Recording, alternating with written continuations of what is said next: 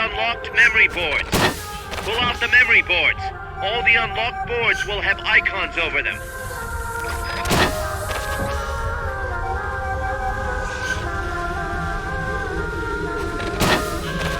Any boards you remove can be used to build our own AI weapon. What? What's a tape doing there? If you attack parts on the exterior of the machine, the memory boards that control those parts should light up. You can tell what a memory board does by looking at its color when it lights up.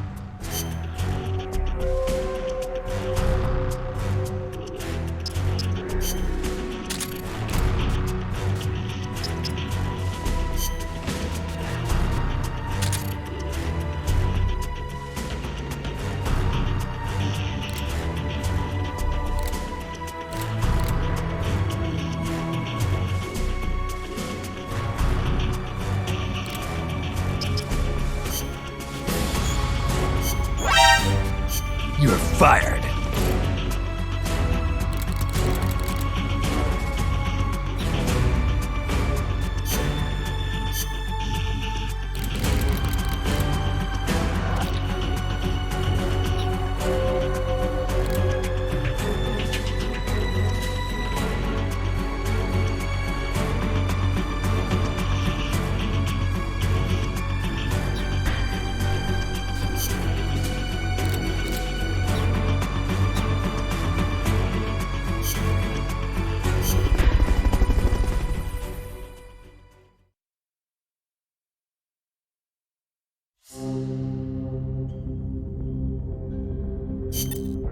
This is...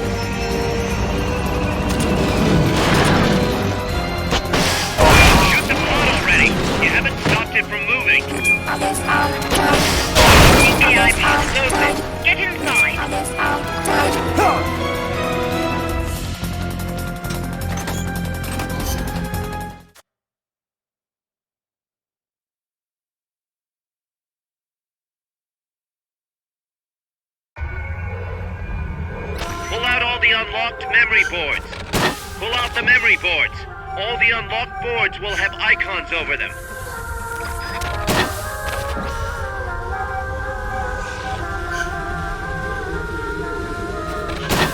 Any boards you remove can be used to build our own AI weapon. Memory boards have different functions according to the icons displayed over them. Go ahead and take whichever ones you want. What? What's a tape doing there? You can tell what a memory board does by looking at its color when it lights up.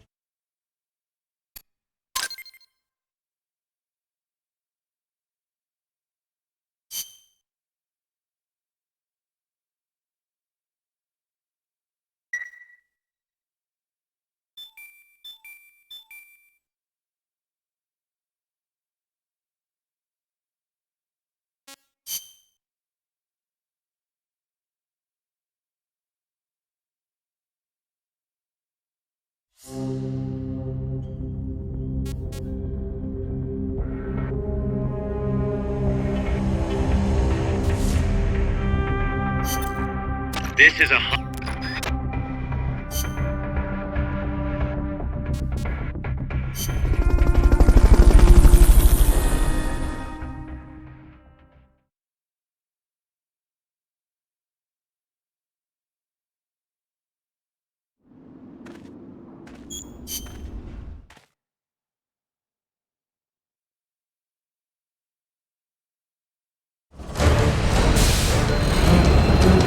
neutralize the Cocoon AI weapon.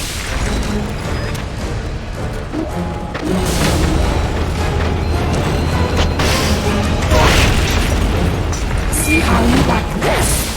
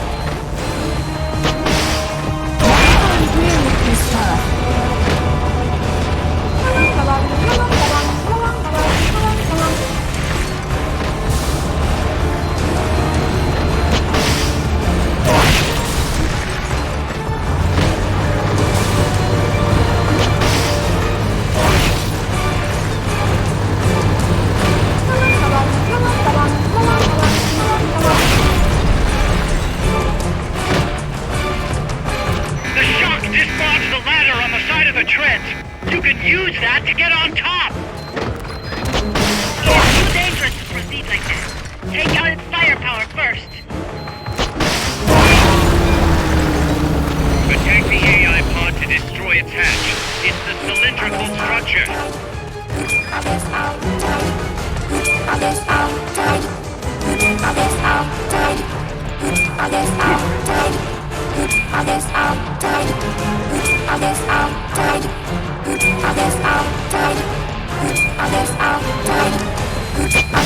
AI pod's open.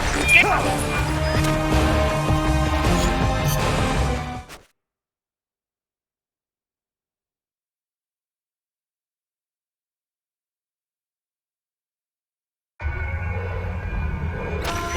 the unlocked memory boards. Pull out the memory boards. All the unlocked boards will have icons over them.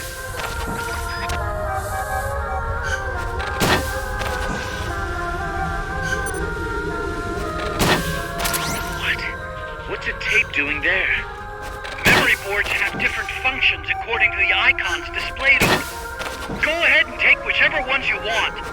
If you attack parts on the exterior of the machine, the memory boards that control those parts should light up. You can tell what a memory board does by looking at its color when it lights up.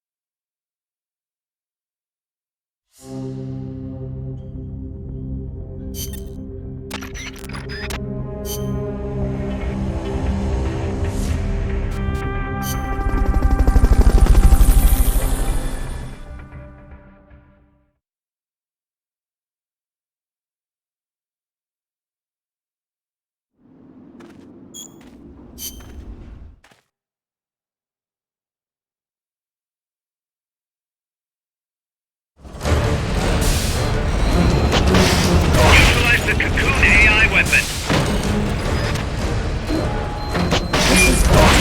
Get out of there. Run. Hiding won't do anything against a gun like that.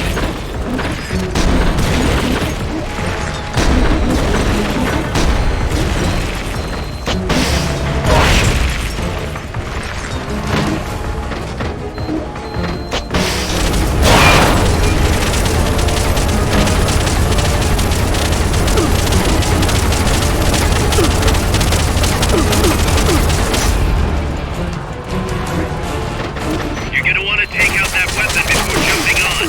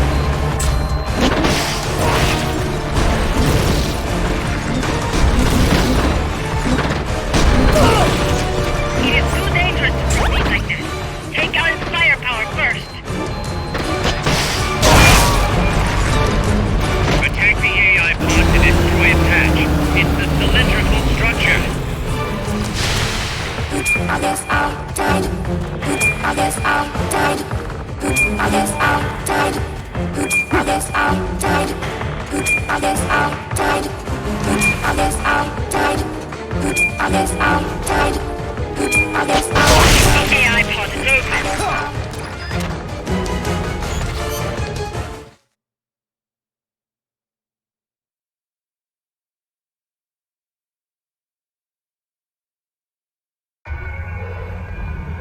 Pull out all the unlocked memory boards. Pull out the memory boards. All the unlocked boards will have icons over them. What? What's a tape doing there?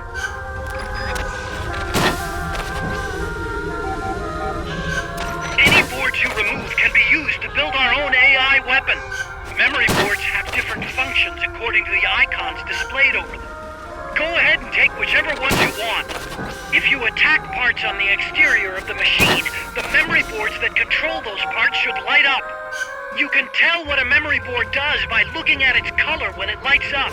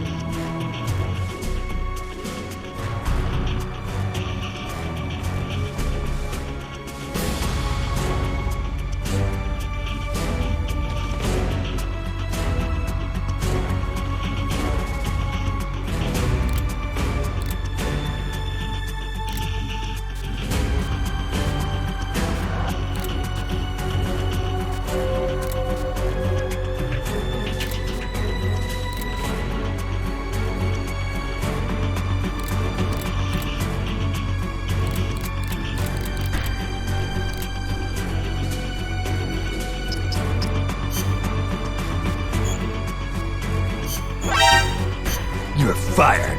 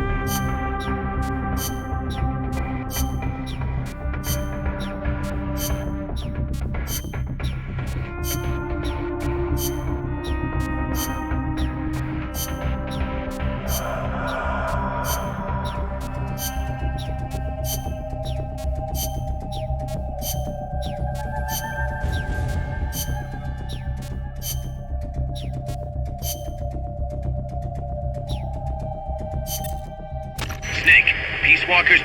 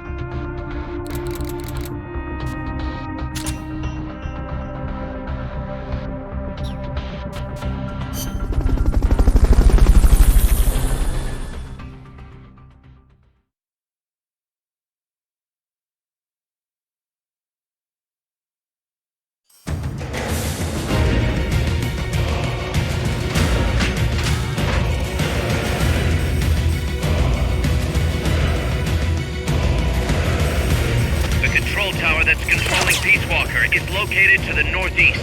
Go back east the way you came, then head north from there.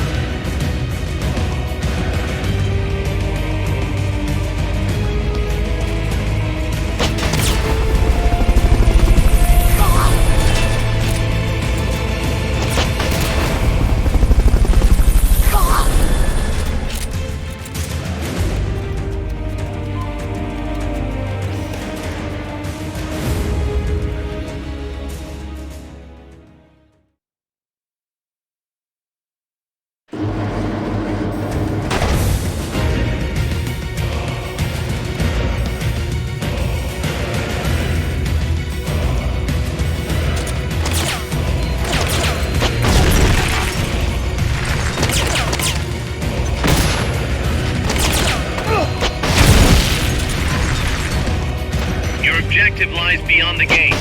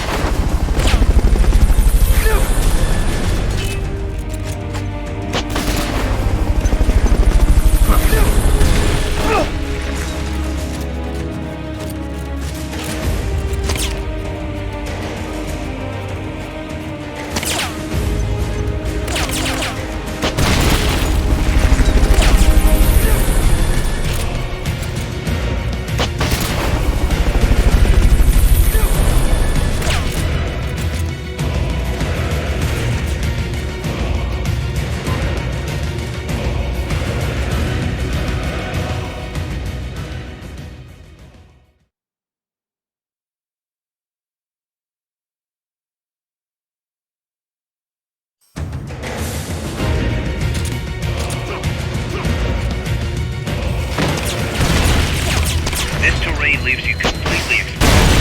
Can you make something to conceal yourself?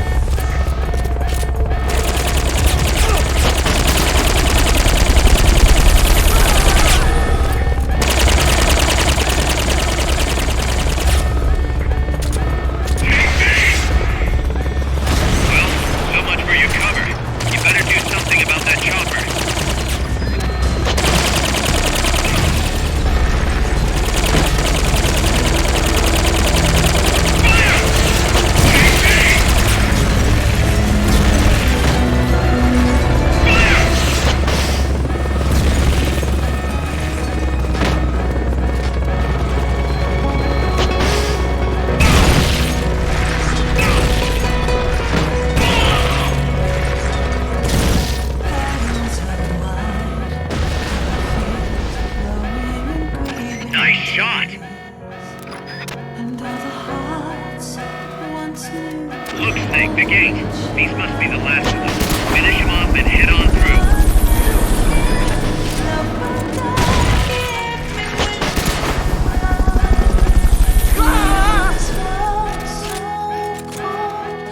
Good job.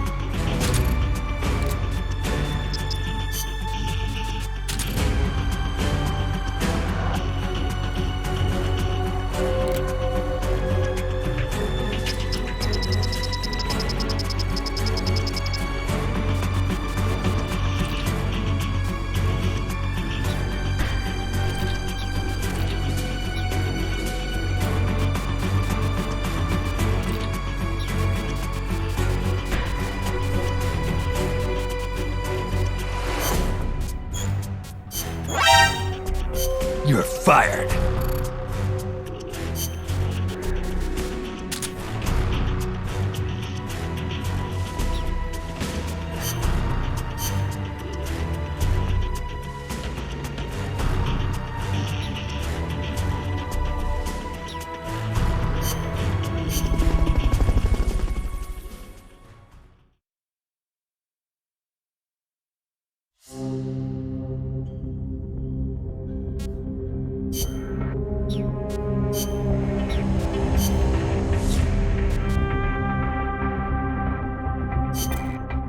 Snake, don't let it launch the nuke.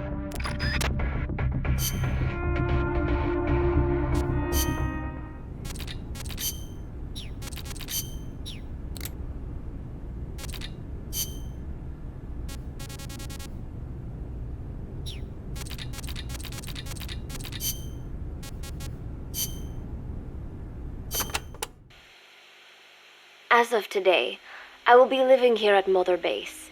Now my real trial begins.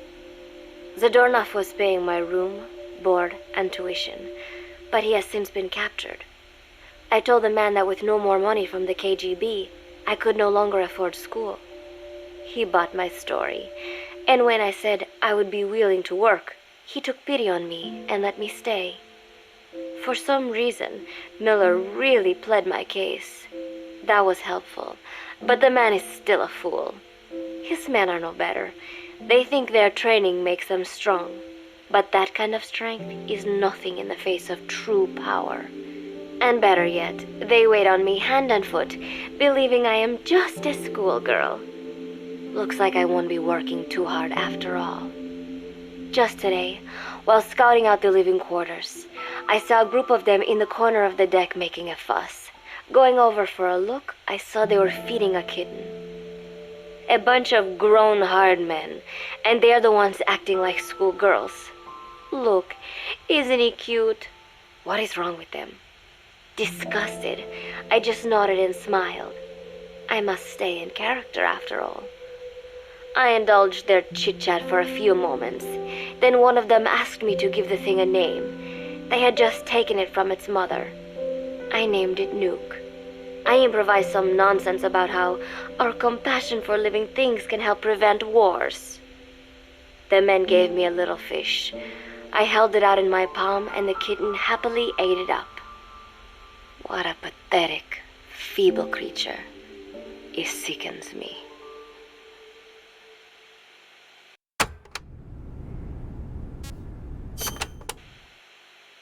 Today, Chico invited me to go fishing with the soldiers. I suppose finding one's own food does have its merit, but I prefer not to be involved in such a degrading task. And their prattling on about fishing being fun is nonsense. I'm not here to find playmates. Nevertheless, distasteful as it was, I went along in order to maintain my cover. Chico thrust a fishing pole into my hands, and we went up onto the deck where several soldiers had gathered. They welcomed us warmly. With so few women aboard Mother Base, I'm treated like a princess. No one suspects I am neither a teenager nor a student. It was nice and sunny, with a gentle breeze and waves. As I cast my line and waited for a bite, the soldiers began to ask me all sorts of questions. As always, I answered according to our predefined scenario, feigning a smile. As I sat there feeding them lies, the fish began to bite, and the soldiers began to focus on their prey. Chico had his bait stolen by a fish, and got so angry that he stood up and nearly fell into the sea. Everybody laughed. It almost made me want to join in too. At some point, I got a bite myself. The instant after I felt that first gentle tug, the fish yanked the line with astonishing strength, and I let out a cry of surprise. I thought he was going to be huge. It was my first time fishing, and I was a bit flustered, so the soldier beside me helped by supporting the pole from behind. "Reel it in," they shouted. I nodded, turning the handle as fast as I could. I wondered what kind of fish lived below the surface, and thought back to the deep sea dives I had to do as part of training. Those were difficult days, but I remember finding the multicolored fish gliding through the water incredibly soothing. After a hard fight, I pulled it up. To my surprise, it wasn't even half a vara, rather anticlimactic. But I wasn't doing it for fun, so I wasn't the least bit disappointed. Nook was hovering nearby with an expectant look on his face, so I gave the fish to him. All in all, a thoroughly wasted day.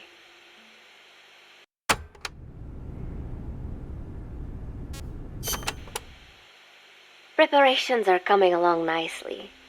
No one suspects me of being the one to let Zadornov out of his cell. Today, Amanda and I taught Cecile how to make gallo pinto. It is a simple home-cooked dish consisting of black frijoles mixed with arroz. It is well known throughout Central America, not just in Costa Rica, so it is no surprise that a Nica like Amanda would be good at making it. But I was raised in the States from a very young age, and can hardly even remember my mother's gallo pinto. Having to make chit-chat with that clueless bird lover and the so-called revolutionary was excruciating. And, clueless or not, I will need to be especially careful around Cecile, the one who actually recorded that tape. Thankfully, Miller and his men seemed to believe I mistook the tape I found for one my friend made.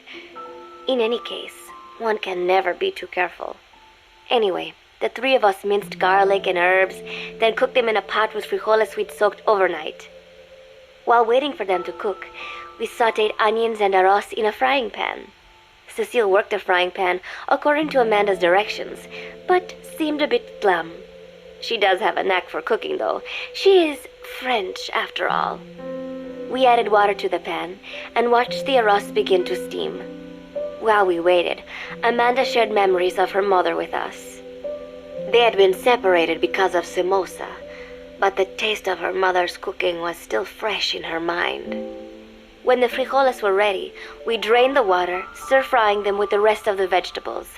Quite a complicated process for home cooking. Nonetheless, it kept them occupied.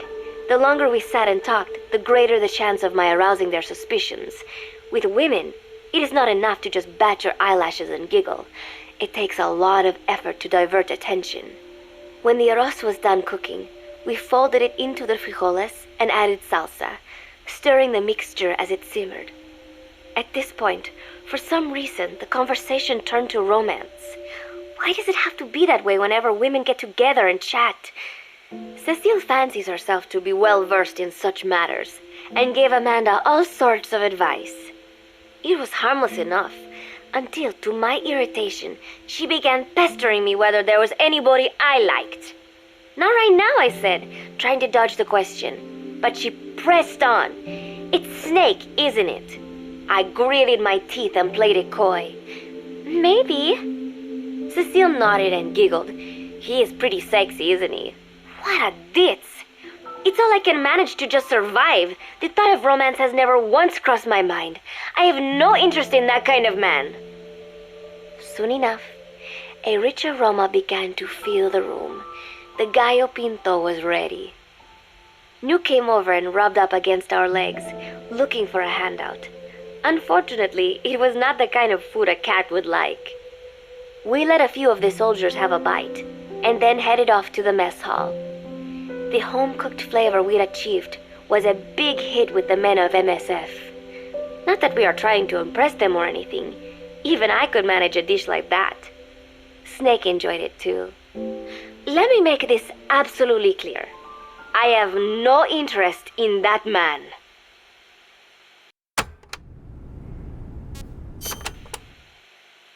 Football, or soccer as it is known in the States, is extremely popular here. It has not caught on yet in the US, but it has legions of rabid fans all across Latin America. These fans can get so rowdy that it is commonly believed El Salvador and Honduras went to war in 1969 over scuffles in a soccer match. In reality, tensions between the two countries were already high. The match was merely one of the sparks that set them off. But these people are so passionate about this sport that the story seems plausible. Predictably, many of the soldiers here are fans. They have apparently divided themselves into Costa Rican and Nicaraguan teams and started playing each other. To play, you need a ball and 2 goals. The R&D team built and set up simple goals on the deck. I had absolutely no interest, but Chico insisted that I come and watch. It was not a proper match by any means. The pitch was not even regulation size, but the players and spectators alike got pretty excited. They banged empty cans and shouted cheers through the handmade megaphones. It almost felt like carnival. Huey, the referee, blew a whistle to start the match. The soldiers' training has left them in excellent physical shape, but they lacked the honed skills of professionals and their play was quite rough. Midway through, one of the men collided with another. They started shouting at one another, but Huey stepped in. I thought we had forsaken our countries, become one with the earth, he said, quoting Snake. We are not competing for national pride here, and we are not fighting for the good of any one country. This is not a war. Soccer is a peaceful sport, am I right? The soldiers nodded. They know the pain of war, and they share Snake's vision. Perhaps that is why all this resonates with them. Team Costa Rica was down a man, and somehow I was picked to fill in. Costa Rica had the advantage up until that point. I suppose Huey wanted to keep it balanced. The soldiers agreed with Huey's call. Maybe the Costa Rican players felt an even matchup would be more fun too. I could not be bothered to run at first, but chasing the ball out there in the hot sun, I was soon drenched in sweat. Before long, I found myself actively seeking out the ball, partially out of desperation. I picked up a loose ball deep on the opponent's side of the field. Even though he's Nicaraguan, Chico cheered me on, yelling, "Go for it, shoot!" I launched the ball as hard as I could, only to have it blocked by the keeper. Disappointment only increased my determination. In the end, I didn't score a single goal, and Costa Rica gave up its lead. It was really close, though. We congratulated each other on a good match and sprawled out in the shade on the deck, exhausted. The ocean breeze felt so nice on my sun-soaked body. Nuke came over. It is one of his favorite spots, and stretched out next to me. And together, we watched fluffy white clouds drift lazily across the clear blue sky.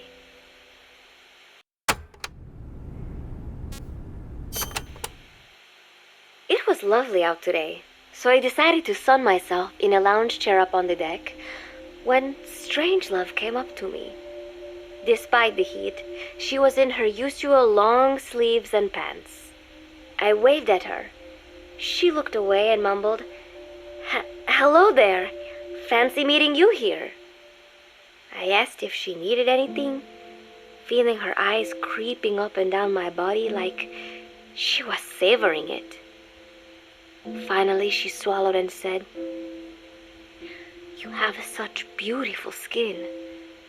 Bewildered, I shook my head and said, "No, not at all. I had heard rumors that she was a lesbian, but she couldn't be after me, could she?"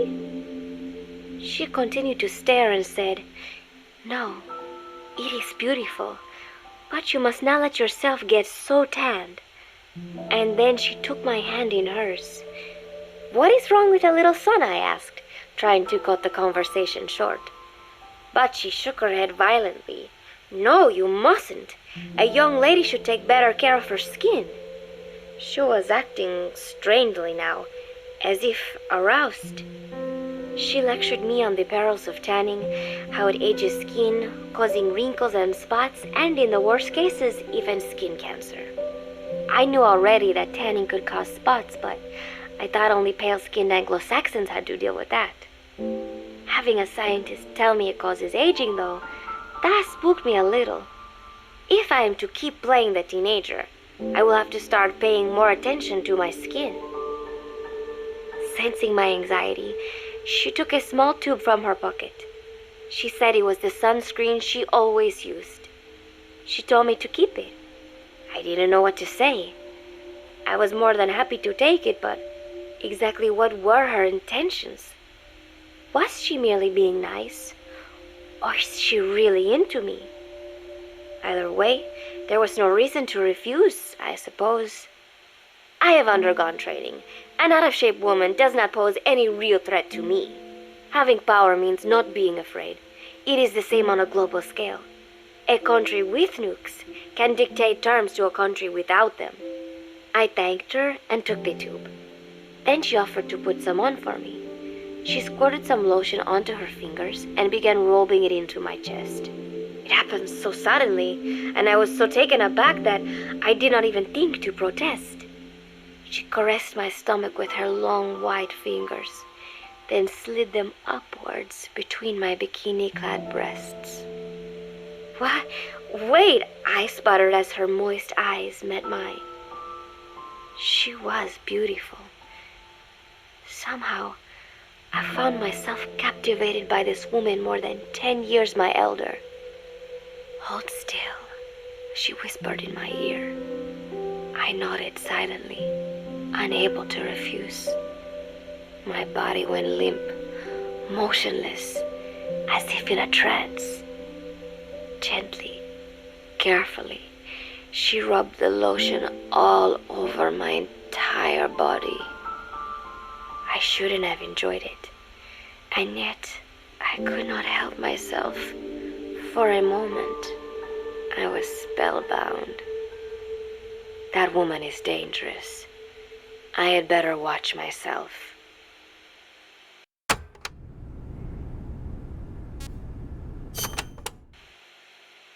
Protecting one's health is an important part of any agent's job. But despite my best efforts, I have caught a cold. Now that I think about it, Mother Base's numbers are on the rise, with soldiers coming from all different places and backgrounds. It is no wonder then that sooner or later someone would bring in a virus. That said, what I have got is just a common cold. The medical team said I'd need a few days rest, so I've been restricted to my room and put on bed rest. I thought I'd gotten used to not having anyone around to relate to, but at times like these, being alone is just miserable. All I could do is lay there and stroke Nook's back, trying to take my mind off how bad I felt. Nook just sat there, not making a sound. But I did have visitors. Amanda and Chico, Huey, Cecile, Miller, and a few of the soldiers I've become relatively close to. Amanda made me a soup with herbs she said were good for a cold. Miller told me to take it easy. I will sing you a lullaby, he said, then broke out a guitar and sang some incomprehensible song in Japanese. I did not need to understand the lyrics to know he is an awful singer. Then he said, "You know what is good for a cold? Suppositories. Here, I'll show you." He began to take off his pants, so I threw my tissue box at him to make him go away. Then Strangelove showed up, saying she had some miracle Indian cure. "It has got eucalyptus extract," she said. "It works best if you rub it into your chest." And then she tried to take off my nightshirt. I whacked her with my pillow, and I got rid of her. Chico brought me a little flower in a cup. It had been growing in a little bit of earth that probably found its way on board stuck to something else. "I found this on the deck. Here, you can have it." He tried to act nonchalant, but I am pretty sure he's got a crush on me. None of them understand. If they thought these little visits would cheer me up, they were wrong. Tonight, Snake himself came to my room. Like the rest, he believes I am just a schoolgirl and treats me as such. "Why did you abandon your country?" I asked him. "Why create the MSF?" Of course, I knew the answers already, but I wanted to hear it from him. As I had imagined, he was not exactly forthcoming. All he would say is that his country abandoned him because all he could do was fight, and that is why he needed the MSF, because that is all he is any good for. Then he said, "Fighting is the only thing I understand, but that does not mean I have got a grudge against those who believe in peace. I am not one of them, and I do not believe in peace. Conflict is in man's nature. We fight our enemies in order to survive." Maybe we are not so different after all, he and I. But that is exactly why I'm going to have to kill him, or else he will have to kill me. When I stop and think about this wretched existence, being killed by a man like that suddenly does not seem like such a bad thing.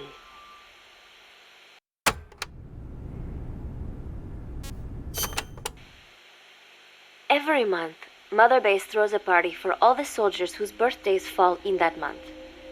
There is something strange about a military organization having parties.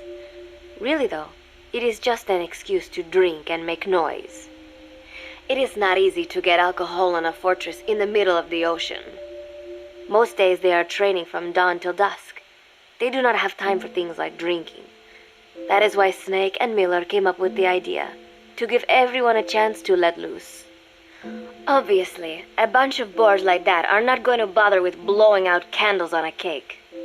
Rather, they sit there in a cloud of cigarette smoke, drink beer, eat meat, tell tasteless jokes, and swap crude insults about one another's hometowns. But it hardly ever breaks out into something serious. They talk up a storm, but they're just having fun. It is funny. You have got members of FSLN rubbing shoulders with the UCLAs, people who once would have considered the other mortal enemies. I wonder if that is what makes Big Boss so popular. In leaving their countries behind, they leave their hatred for other countries too. Miller seemed a little protective of me. "Hope they're not being too crude," he said. But soon enough, he too was drunk. He yelled, "Come here and take a look at the real Kazuhira Miller," then dropped his pants and mooned everybody. The other soldiers burst out laughing. I have never seen such a crude, ridiculous party before. And yet, All these people, laughing and acting the fool. Is this what they call peace? For some reason, I began to think about all that has happened since I came here. Fishing with Chico, cooking with Amanda and Cecile, playing soccer, having visitors when I caught a cold. When I stop and think about it, my time here has been the most peaceful of my life. But that is about to end. I cannot imagine he will be willing to negotiate. It seems I am to fight the legendary Big Boss. I do not know if I'll be able to beat him. But if I have to choose between death and defying Cypher, I will gladly choose death. The thought of dying does not scare me. But if I disobey my orders, the fear and despair awaiting me will be far worse than anything I can imagine. It was Cypher who took me in as an orphan, gave me food and a place to live. His orders may have been unreasonable, but I will never repay my debt entirely. It seems I have no choice. I must fight this man. I must fight Snake.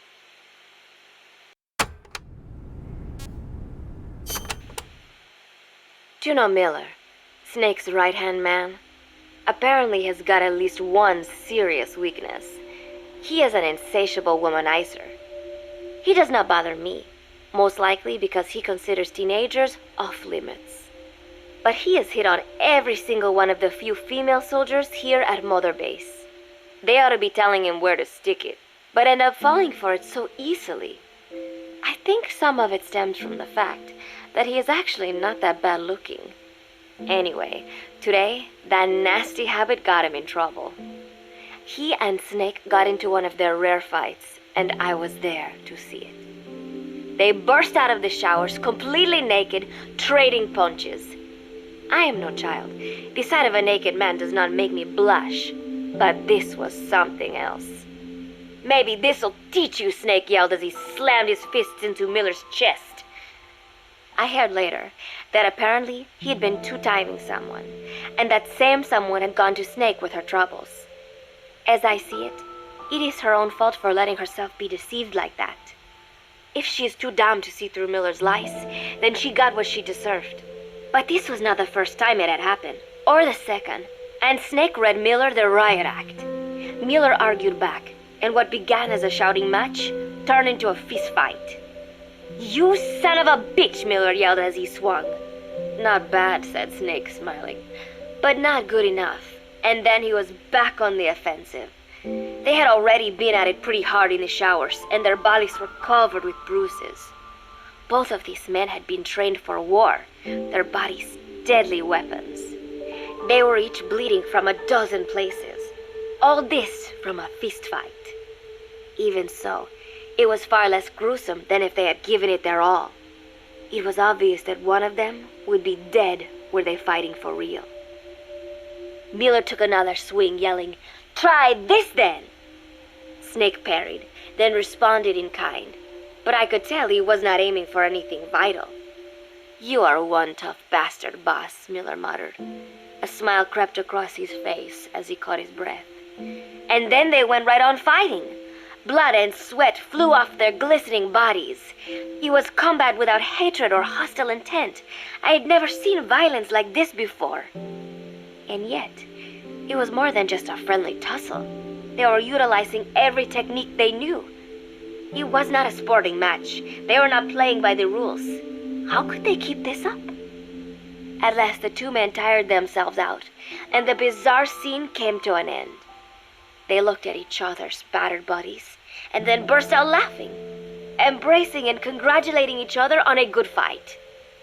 It all seemed so idiotic. I still cannot fathom such behavior. But somehow, I got the sense that for all his womanizing, Miller really only trusted one person, and that was Snake.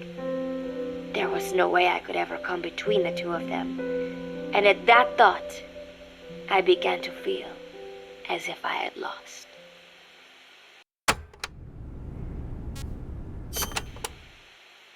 All of Mother Base is preparing for a festival. Since Snake and his soldiers spend so much time fighting, they are setting aside one day a year for peace and relaxation. I do not know all the details, but Apparently, that is what Snake and Miller decided. These soldiers love the idea, of course. There is so little fun to be had here that everybody looks forward to events like these. That is all well and good, but somehow I got roped into getting on stage. Come on, we even both have peace in our name, said Miller. And Zadarnov, that old Ruski's name, has something to do with peace too, right?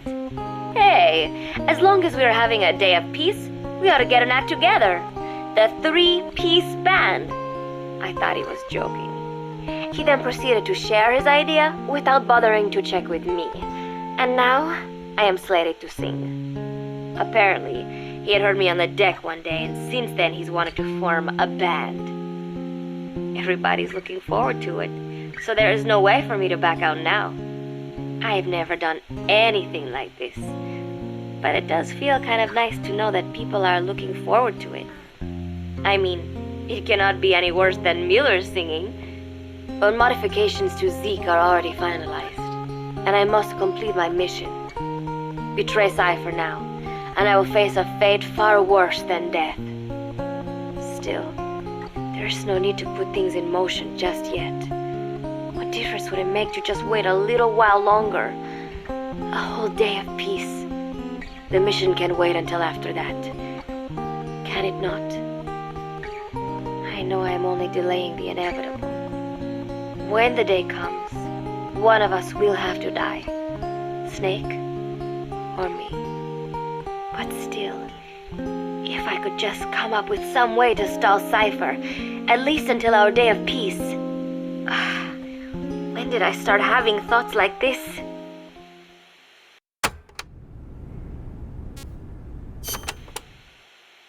My cover is blown. They know nothing of Cypher or my true objective, but they know I am a spy. There is no more time left. I must act now. I must complete my mission. How did it come to this? All I wanted was 3 more days. Just 3. Miller's already finished writing the song. It is called Love Deterrent. It is about a girl who cannot express her true feelings. I have been practicing. I am no pro, but I was pretty sure I would do a decent job. And now this. Cypher found out that Zeke was complete. He must have someone inside Mother Base besides me, spinning his tightly wound web of control, leaving no room for individual will. Typical. When they found out Zeke was complete, I was ordered to execute the operation immediately. If I was going to enjoy just 1 day of peace, I had to ensure the plan could not move forward. I tried to sabotage Zeke. I thought by damaging the drive system, they would have no choice but to delay their plans. I waited until midnight, and then snuck into the hangar. There would be trouble if it looked like sabotage. I selected one of the drive system's load-bearing parts and carefully worked to warp its shape. The leg's drive system requires a high degree of precision to operate. Even the smallest deviation would have done it. Then, Chico walked in. Maybe it was one of those nights where he could not sleep. In any case, he saw me, panicked, and took off running.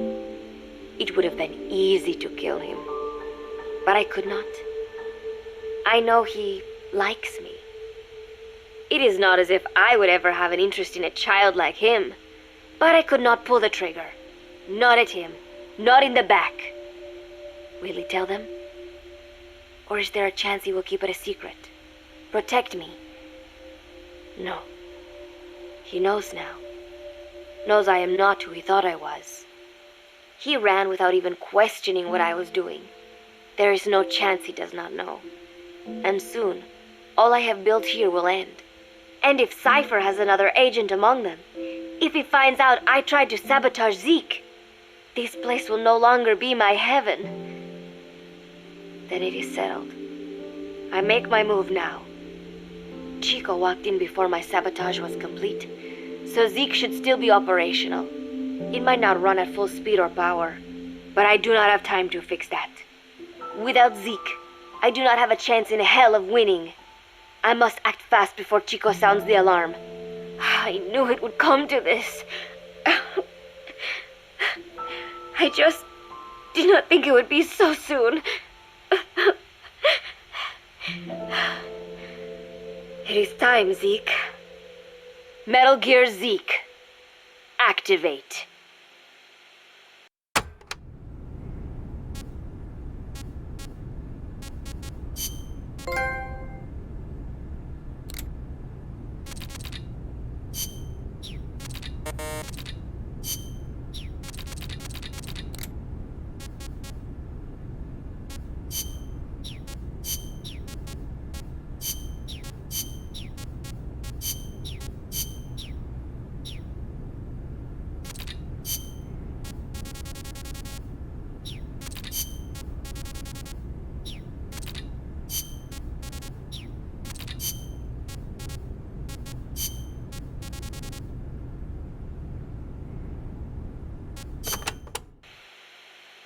Have you heard the legend of...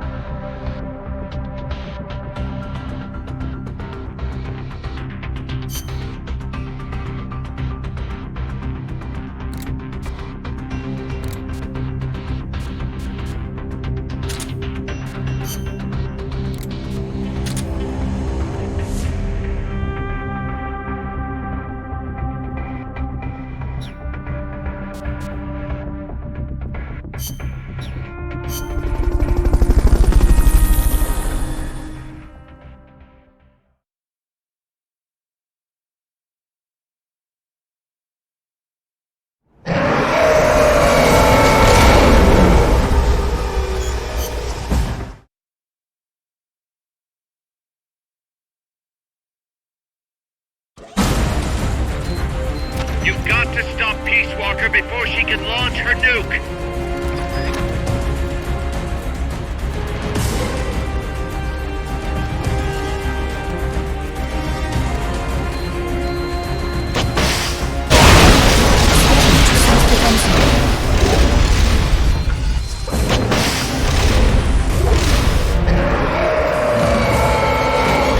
Face me. Jump engaged.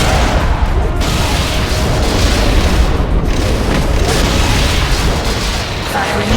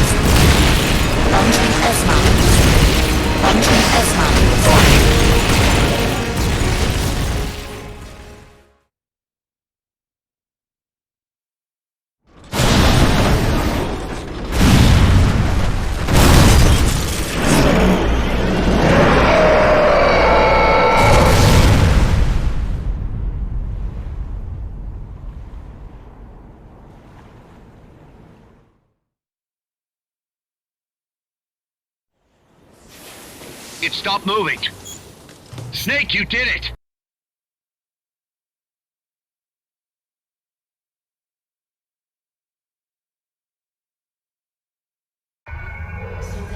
I've been waiting, Snake, for a long time. Waiting for your birth, your growth, and the finality of today.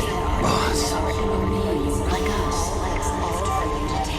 I didn't raise you and shape you into the man you are today, just so we could face each other in battle. A soldier's skills aren't meant to be used to hurt friends. So then what is? Is there such thing as an absolute timeless enemy? There is no such thing, and never has been. And the reason is that our enemies are human beings like us. They can only be our enemies in relative terms. The world must be made whole again. The philosophers must be reunited. I will devote my skills to that purpose, and with the Colonel's money, I will achieve that end. Just as I once created the Cobras. They are my family. I may no longer be able to bear children, but I still have a family. Just 10 minutes of our lives. Fox jumps over the lazy dog. Is my life. I gave her my life. And my child. Kill me now. Do it. There is nothing inside me now waiting for Shall we walk through the rainy plain of Spain? I may no longer be able to bear child, but I still have Is equal to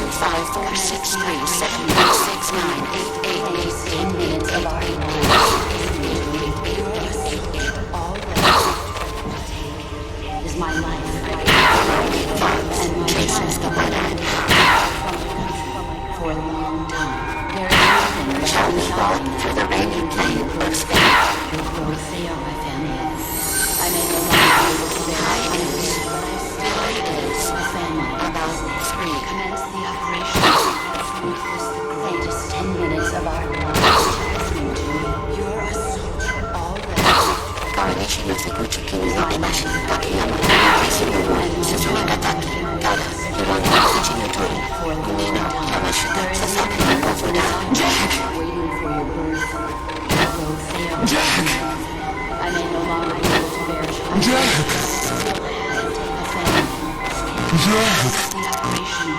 Make this the greatest 10 minutes of our lives.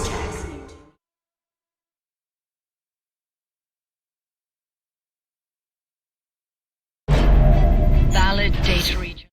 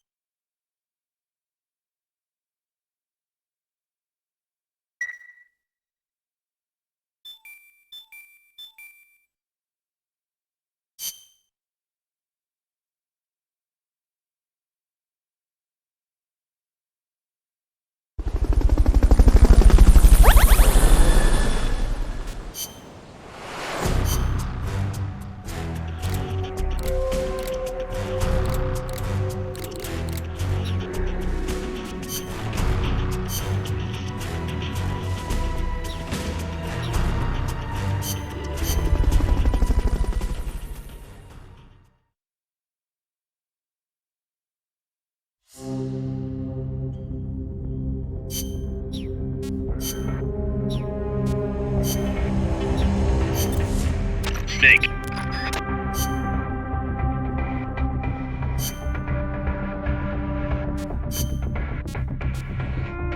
Stealth.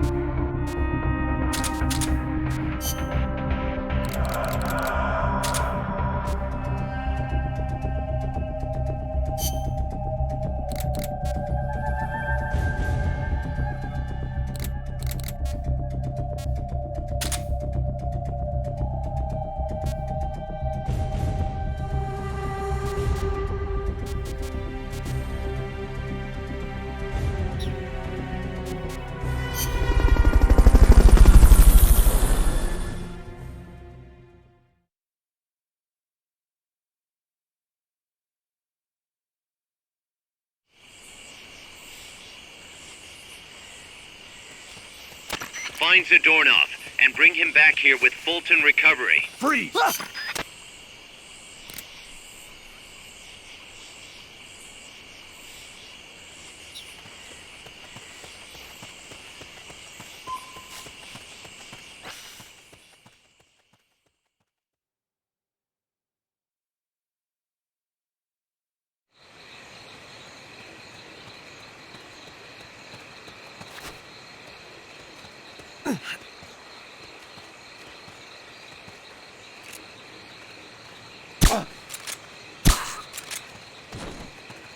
What was that? Freeze!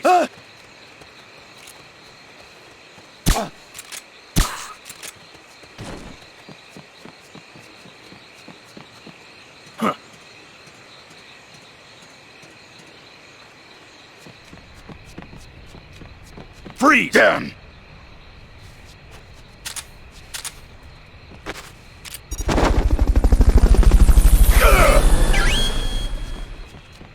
Okay, you're done with that area. Head for the goal.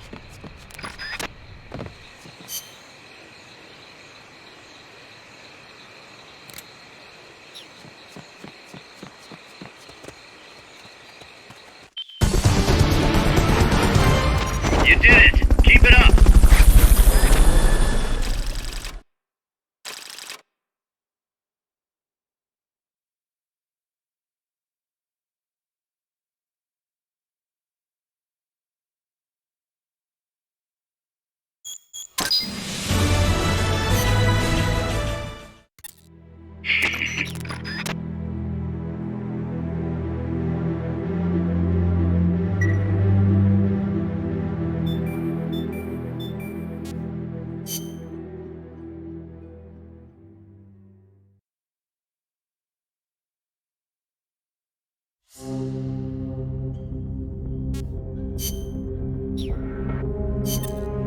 Snake.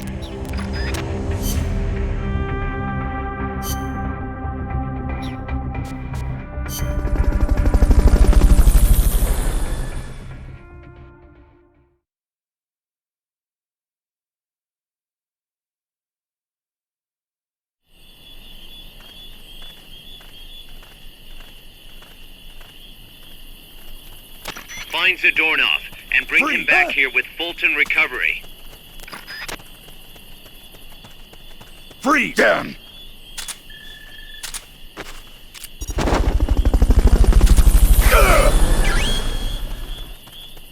Okay, you're done with that. Good job.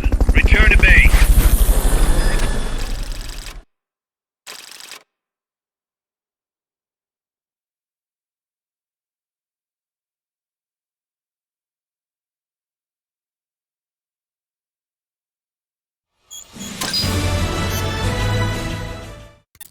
Kaz, I caught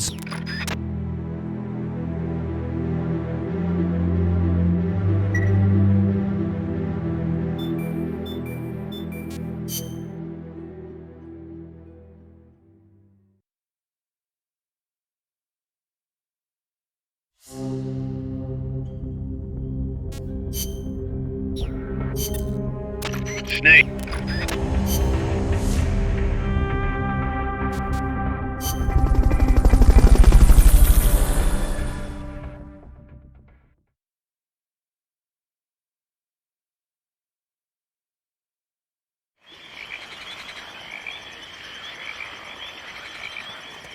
Find Zadornov and bring him back here with Fulton Recovery.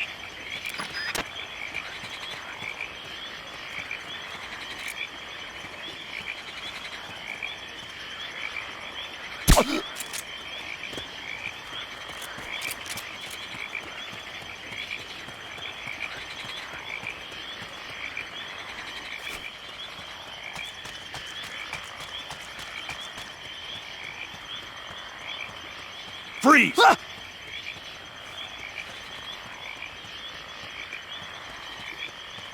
Freeze!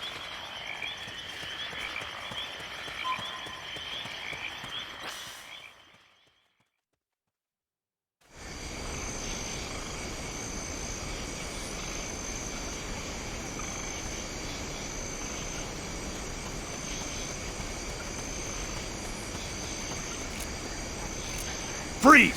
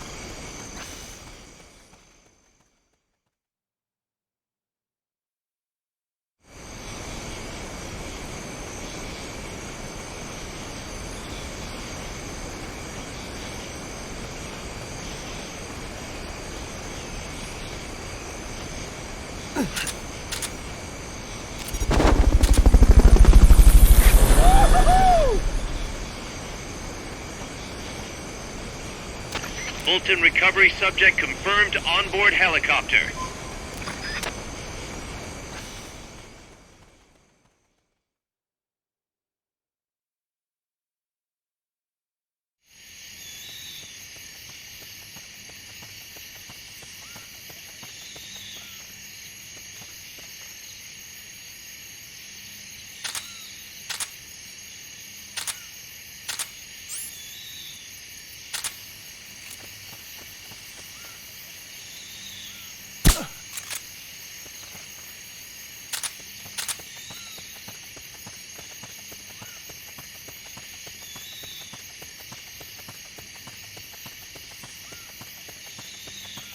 Freeze!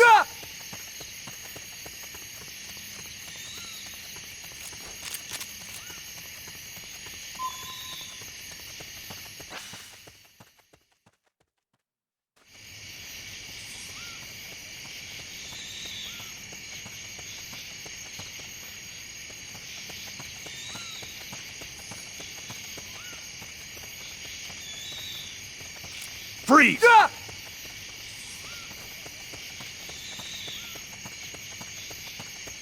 Is somebody there?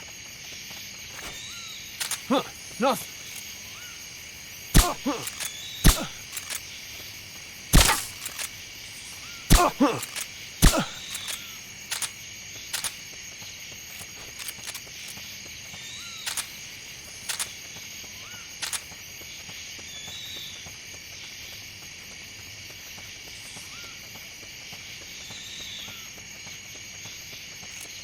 Freeze!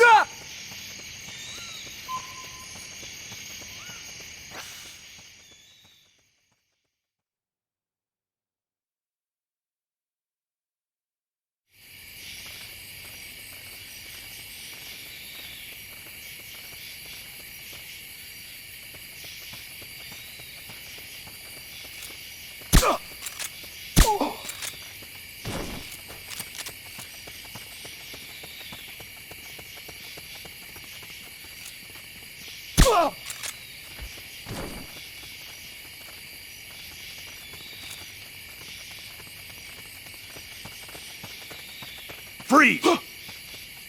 Down!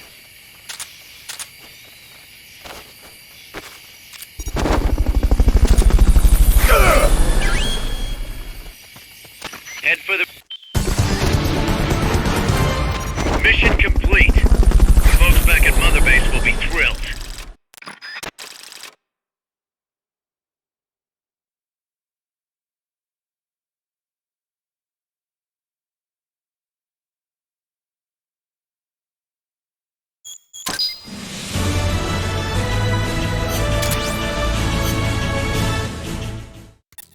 Found our friend, Kaz.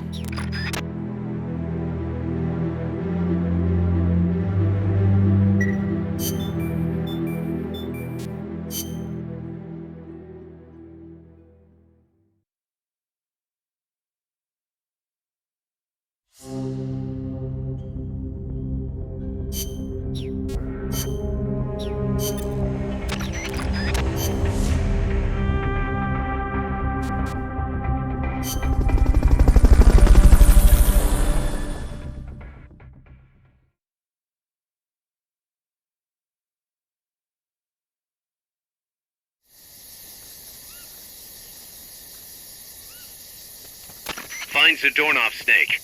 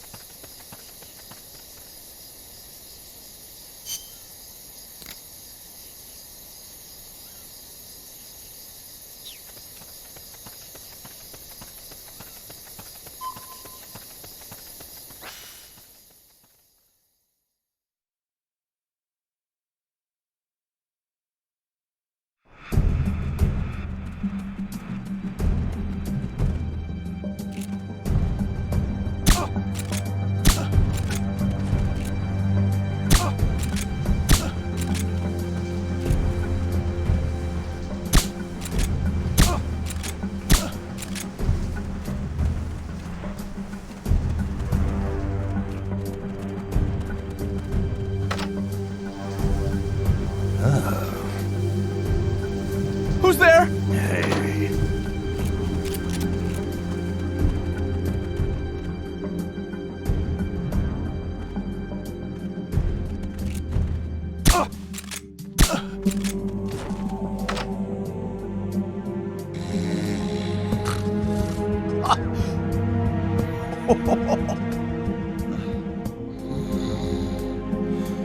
Not this one.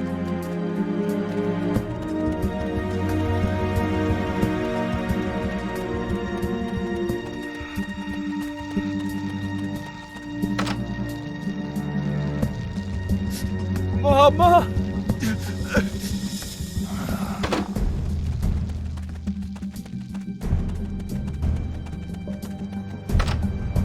No one here.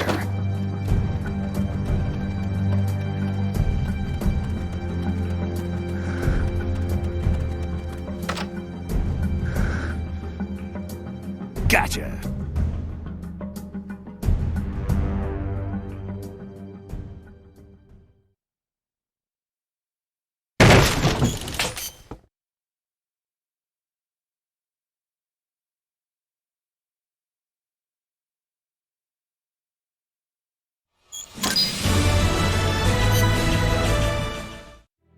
I got him.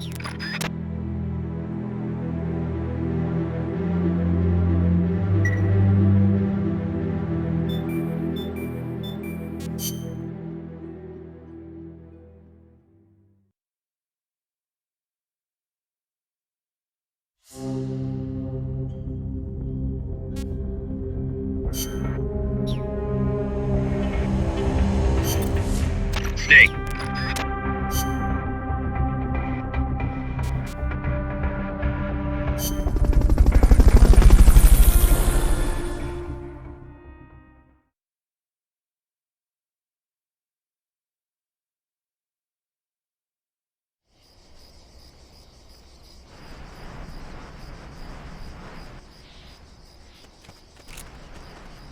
Finds a doorknob snake.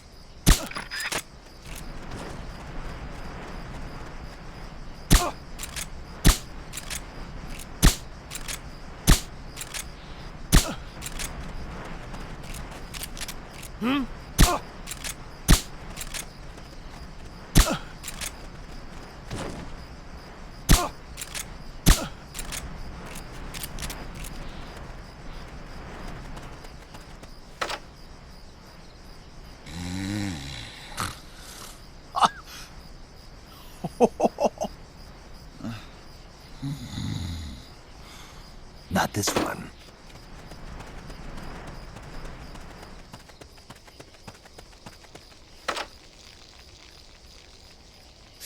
Mama!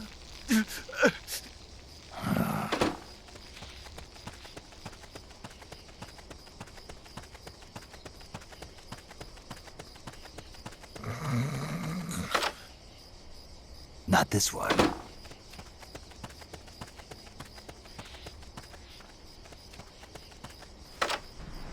No one here.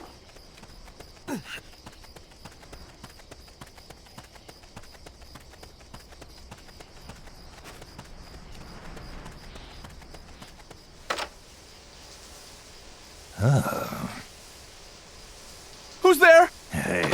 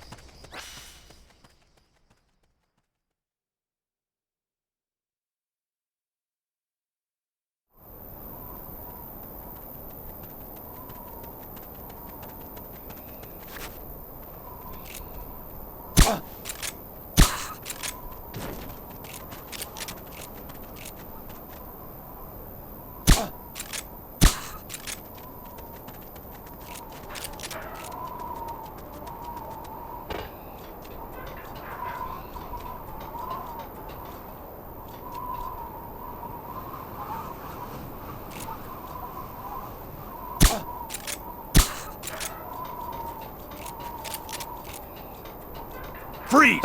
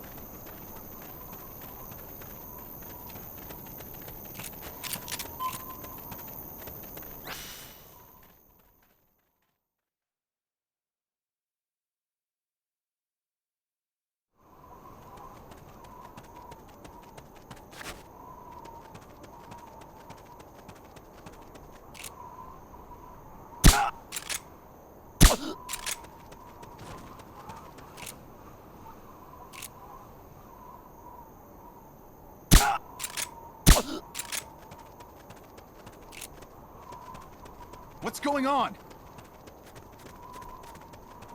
Wait. Huh. Can't be imagining things.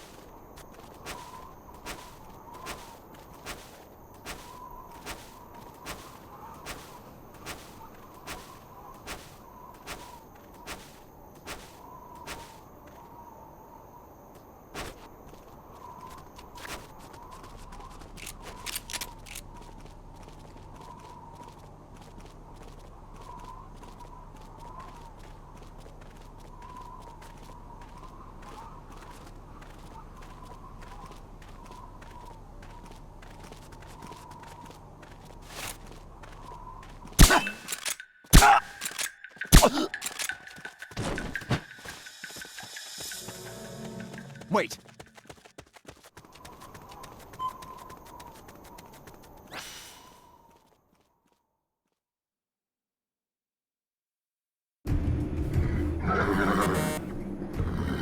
Kaz, I'm inside the facility. There's rows and rows of trucks here. Zadornov should be somewhere in that area. Find him.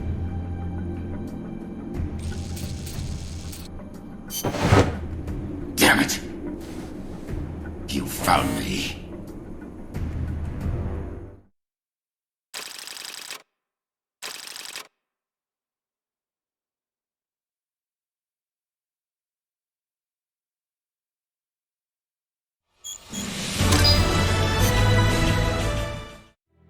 I found him, Cut.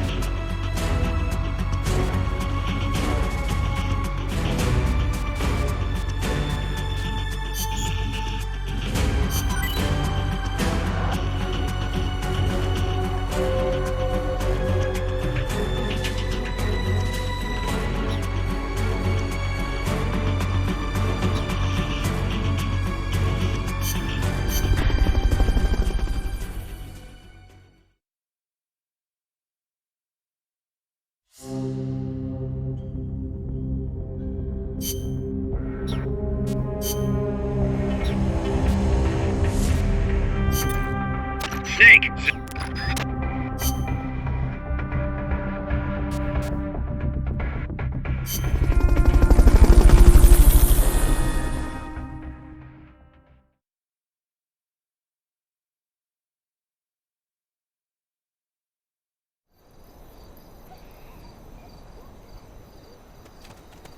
Find Zadornov and bring him back here with Fulton Recovery.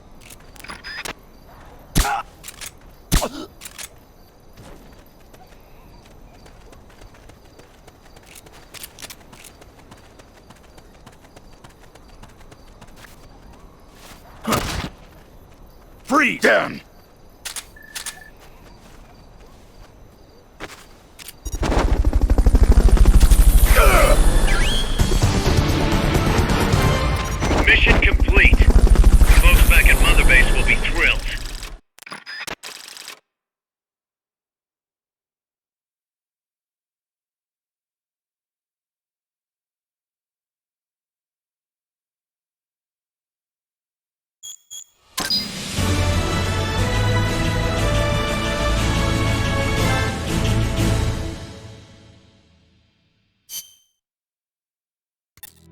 Because